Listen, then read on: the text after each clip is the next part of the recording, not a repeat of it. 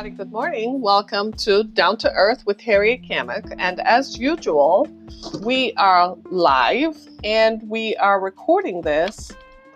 And I am so grateful that you've chosen to join us. It's Monday, the 14th of October. And I don't know about you, but I'm beginning to think they did something to us because guess what? It's the 14th of October. And I don't know, how did we get to the 14th of October so quickly? I'm almost sure that the 14th of October did not just happen, but yet it did. So I just want to thank you so much for joining me on my broadcast this morning. If you're listening to us, thank you for joining us. I'm so grateful you've taken time out of your schedule to be with us on this morning as we talk about a topic that I find that is infinitely more and more complex as it grows. So, whenever I go somewhere and talk about human trafficking, it amazes me how people tend to ask questions about what is human trafficking, how does it happen, who does it impact, how did it start? People are eternally curious. And as we try to answer those questions, it keeps evolving and changing. And I was like most of us last week, we were all shocked to see this story emerging on trafficking from Arizona. So I'm going to go into details to talk about that because this is something that is another form of trafficking.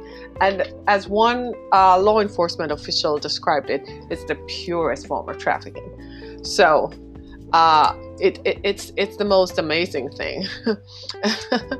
And the thing about it is how it impacts people. And I'm always kind of like everybody else. I'm always a little bit like, why are people so ingenious when it comes to finding ways to make money that are nefarious and that hurt others? It never fails to amaze me. So what I'm going to do today, I am going to go into detail and talk about this story that we all saw evolving and how it impacts people. It's just the craziest thing ever. Human trafficking. Unbelievable. But the other story that we're working on, we'll come to you with it tomorrow, is a story about how Christians are under attack. Anybody notice that? It's wrong to say God, but it's not wrong to talk about other forms of religion. But it's wrong to talk about God. We're finding a football player for wearing something identifying his faith, but it's okay for everybody else to say I'm Buddhist, or it's okay to say I'm Muslim, it's okay to say I'm Islamic, but it's wrong for someone to wear something that says. It's almost as if the culture wants to erase the name of God and erase anything godlike from the culture. And we gotta figure out where are we going with this. It's one thing for you not to like it, but you don't have to push it away because I like it. It's the same way you want me to accept all the other things you say about yourself. You don't want me to accept it. I don't have to like it, but you want me to accept it, right? So we should coexist. We need to get that straightened out, right? And as we move along, if you're in the Lansing area, this coming Wednesday, I'll be at the Toast on Grand River Avenue in East Lansing, and we'll be talking about the intersection of human trafficking and immigration. So make sure you come out and join us as we present from a perspective of what can we do about it. I am a little troubled by what I see in the culture.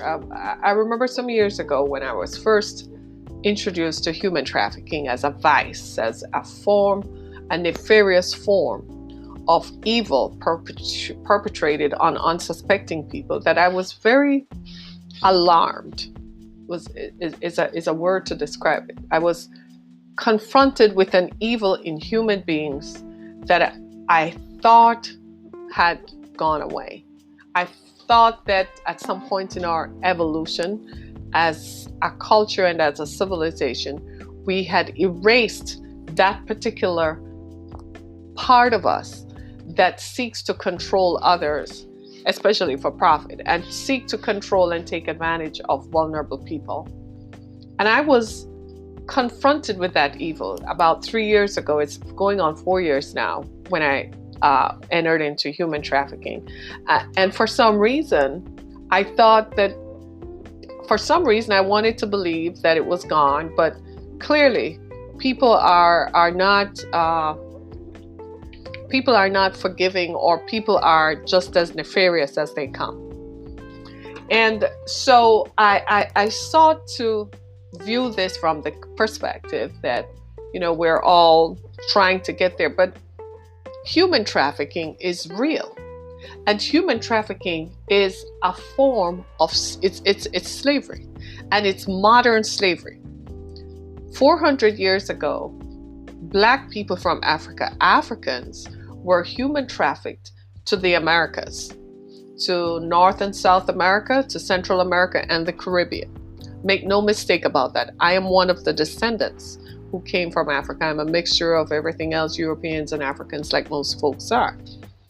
But that was slavery. We refer to it as slavery historically, but it is human trafficking because it involves the movement of people against their will for profit, fraud, coercion, or force. They were forcibly removed, fraudulently brought to the Americas on some case that they would be helping others, and they were coerced, right?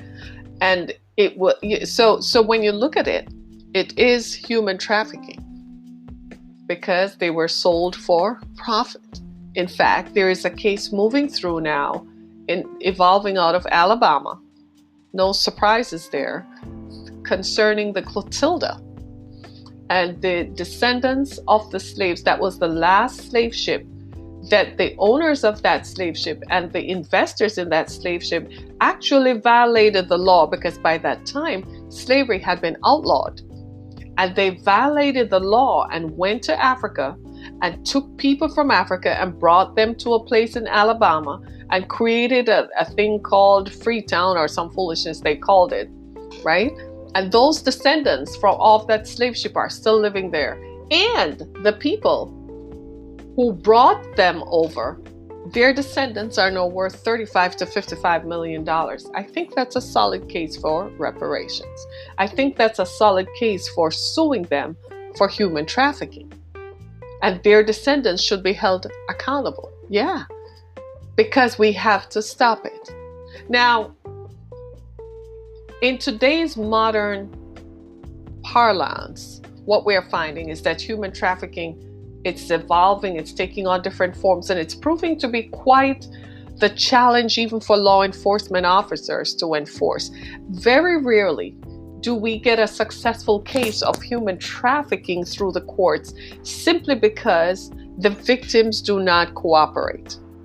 And the victims do not cooperate because they have been victimized. And going through the court system, going through the legal system, is every bit as dehumanizing and is every bit as subjective, so much so that it turns people off. Nobody wants to go through that. In fact, they want to forget. And sometimes, more often than not, the victims are terrified of the abusers. They're terrified of the trafficker who had trafficked them. Hence, more often than not, law enforcement seeks other charges against perpetrators of trafficking because they are more successful at getting them charged for under the RICO statute or under drugs, because that will stick, because then you don't need collaboration from the victim. What you need is the hard, cold facts. So they'll throw the book at them and give them more time. And that works because the trafficker is off the streets. But what you're finding is that it's such a lucrative business, it's tax-free, free flow of money, that someone else out there with nefarious intentions looks at it and says, wow, that's another way for me to make a lot of money. Let me go for it. Why not? And so what we find happening is that as we work to end trafficking, one of the clearest things that we can do is to bring an awareness so that the public knows. So when the public sees it, the public can come forward and tell us that it is happening. Call 911, text 27333, and so on, so that the public knows where to go with the information Just give details, give as much details as you can, so then we can stop it. Because this case that I'm about to tell you of is absolutely going to blow your mind. It's if you never saw the story, when you learn of it, you're going to be, what on earth is going on? And I say all of that because it seems to me that we have just shifted on the Richter scale. We thought we were progressing as a civilization. We were evolving. We're regressing. We're going back and back and back. We're not moving forward. It's almost as if the needle got stuck there for a while, and then we just started saying, hey, let's just go back to doing things the way we used to do things and make some money. So the story centers around this Arizona official.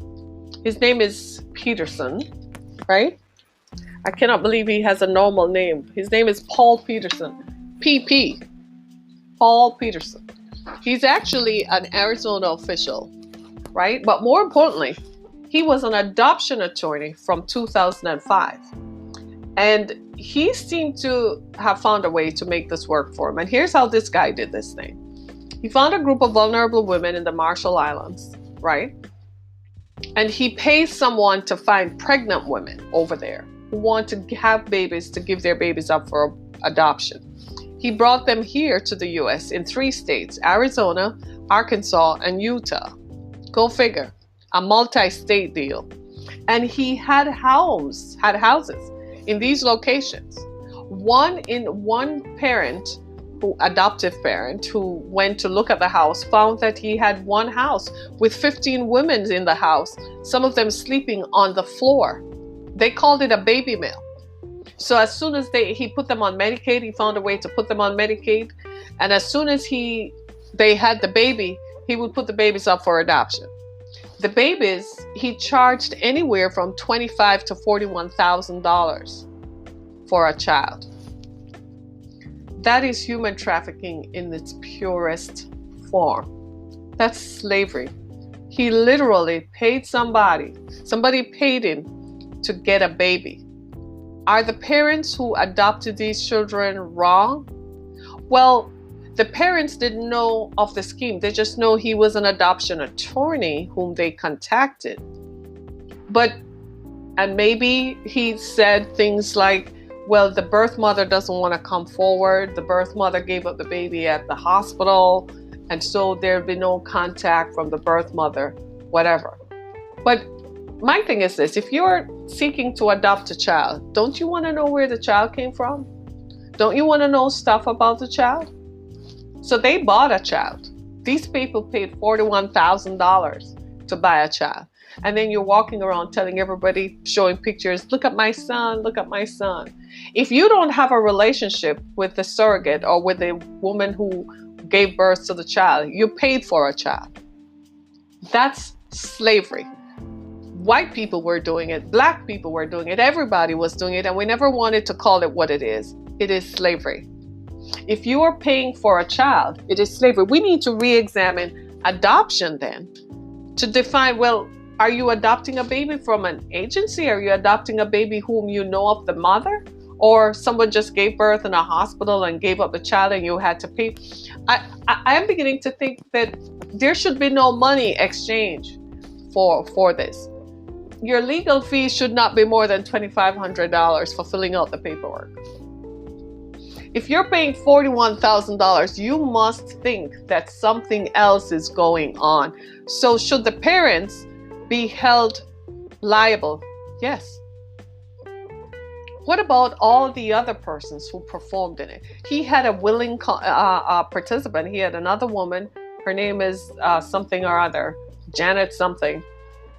And she has a problem. So here's how this guy did his thing. He paid someone to find these pregnant women. He placed them in houses, purest form of human trafficking. They had no choice or autonomy over their movements. So it's not like they came to the US and, they could just go to California or they could go to New York or Florida or Texas or Michigan as they wish. No, They were under his thumb, under his care. I don't know what happened to them. The story didn't tell us what happened to the women after they gave birth, whether they went back home to the Marshall Islands or they continued to live here. All we know is that they came here pregnant and gave birth here. And the president is fighting people who are born here. This is what they should be looking into. They should be looking into human trafficking and focus on that, right? Now, look at this stuff. How do we as a society allow things like this to happen? Now, this dude was an attorney of all things, people. And he broke the law and he made it work for him. And then he ended up being a county assessor in, of all places, Maripoa County in Arizona. We all know about that. The sheriff from Maripoa County. Everybody knows about him. I think he's running again, right? Can you believe it? The purest form of evil. Human trafficking is evil. Make no mistake about it. And there's so many questions emanating from this. Like, how did he get to participate? I mean, how did he get away with this? Well, why would he not? First of all, he's white. So he moves from one state, from Arizona to Arkansas to Utah freely. He's an attorney. He has privilege and access. He's a county official in Arizona. So he has means, access, and power to execute and do what he did. The investigation says he actually started importing people in 2015. Prior to that, he apparently just functioned as an adoption attorney. But here's the thing. The people who used him did not find anything wrong with his methods or his means. I mean, if I'm seeking to adopt a child and you come and tell me the adoption process is going to cost me $25,000, I'm going to ask you why. What are your legal fees? So what am I paying for? Your legal fees are $25,000. Why are they so high? It's not a criminal case. You're not going to court. You're simply, you're simply executing the paperwork.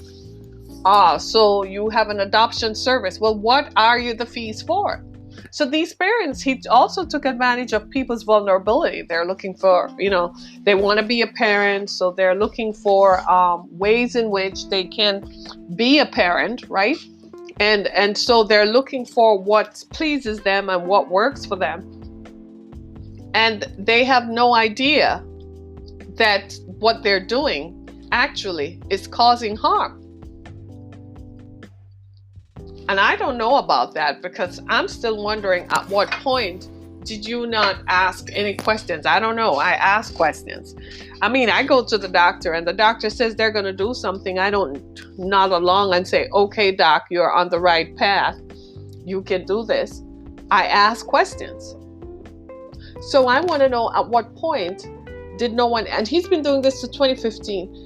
Thank God somebody caught him, because he would have continued on his baby mill process for the rest of time. And he would have gotten away with it. No one would have caught him. No one would have seen it. Nobody to stop him.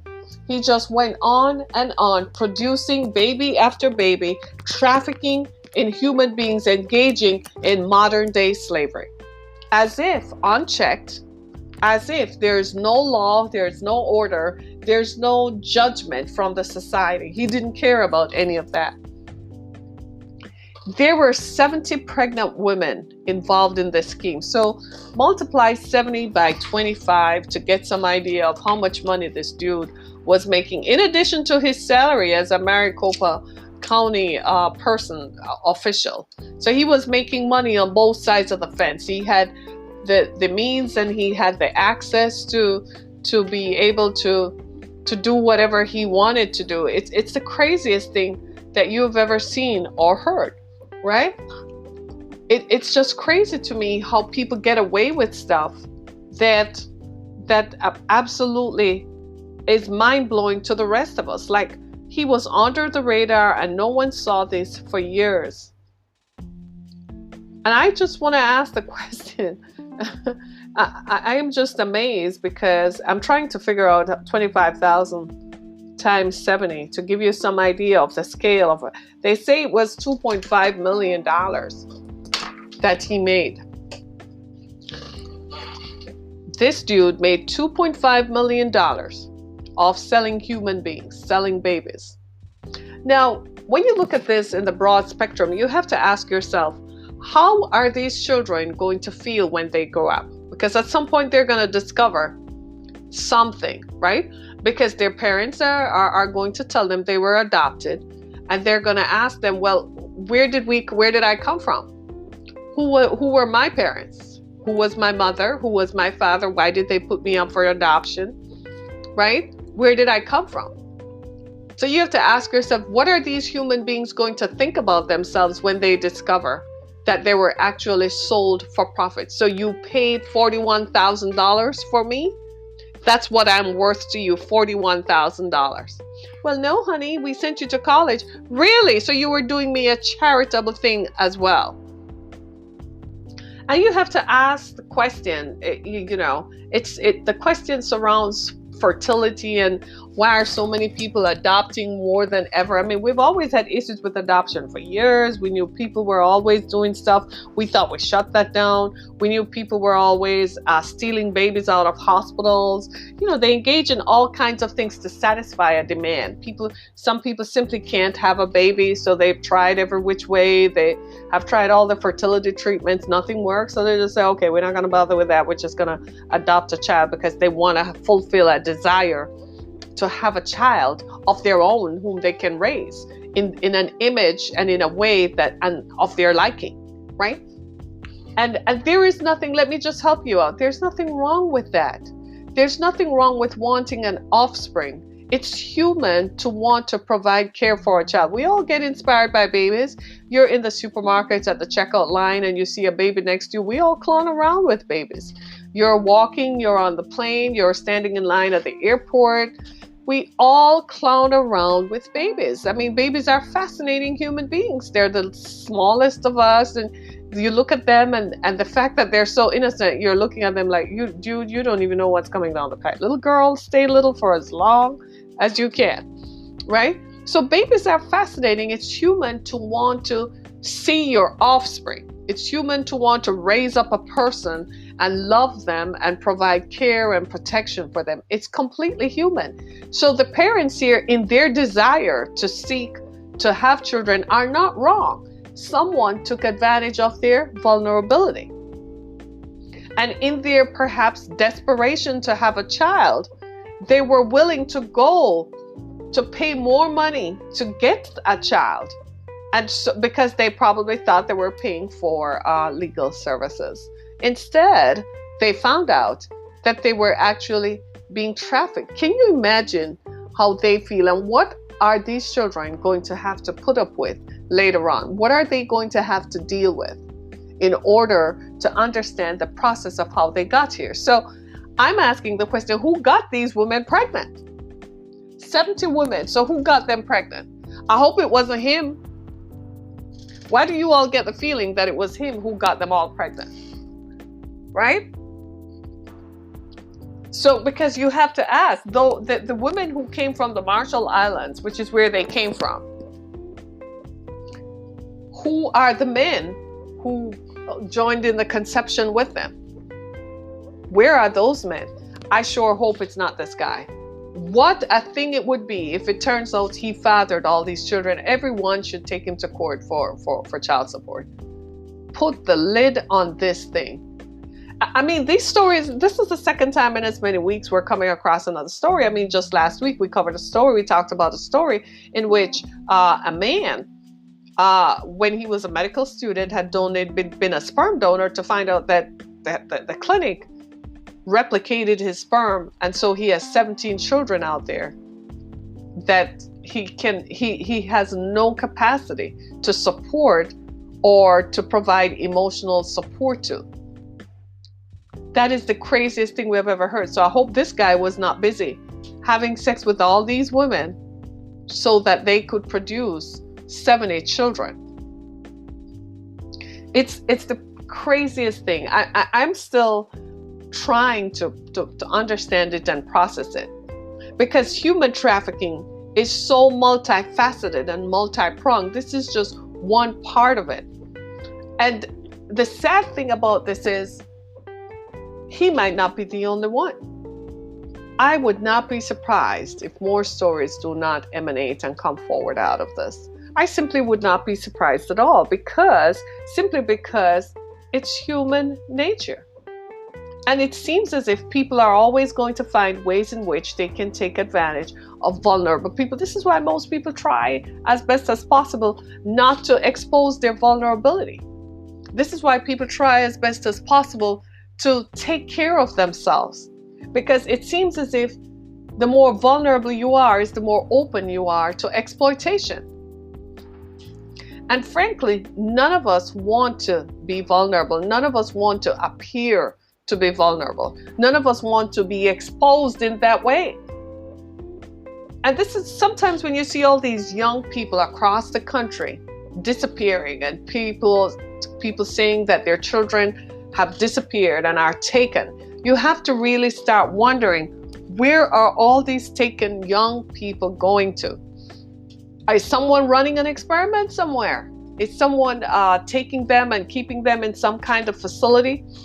Are they being used in these kinds of situations where they're being used as adoption dummies, bunnies, where they just make children and the children are taken? They just have children, they get pregnant and the children are taken, they get pregnant and then the children are sold and they make money for others. You never know what's going on in the house next door to you. People put up a normal facade. This man lived a facade of normalcy. He looked normal. He even became a county official. He was the image of the upstanding white male dude. He probably even donated to charity. He was probably the nicest person you could meet. He lived next door to someone. He probably kept his lawn right, probably even distributed Halloween candy. You would be surprised how people keep themselves and keep doing things to create this facade of normalcy. You would be surprised, my friends, who is engaged in human trafficking. You would be surprised who is buying sex and who is having sex with a 12-year-old girl. You would be surprised who is having sex with a 12-year-old boy. You would be surprised. People look normal. We all put on a mask when we open our garage doors and drive out every morning. We go out in public and we put on this face that I'm the upstanding, innocent citizen. But in fact, people hide. They have to hide these evil intentions. This is why I don't trust anybody around my children. I don't trust anybody around my daughters. I don't know who you are or what you do. I don't care how you smile in my face. I don't know what you're thinking behind your eyes because I can't see your mind. I can't see your thoughts. And based on my experience and exposure to what people do, you rest assured that guess what? I'm not trusting anyone at all. Do you blame me with what I know? And I think it's time for us to start really looking at our children for who they are and being mindful of how we talk to our children and exposing them to information that could possibly be dangerous to them. We have to tell our children not to be trusting. We have to tell them that evil is evil, is evil, is evil, is evil. Don't just blindly send your children to camp. Don't just blindly send your children next door. Ask questions, probing questions of your children. Investigate people. Do a Google search on people. People want to come into your life. They want to be around, especially when they seek to come around your children. Watch them. Do a Google search on your neighbors. See what's up with them. You're going to find some of them might be pedophiles. Some of them might have stuff.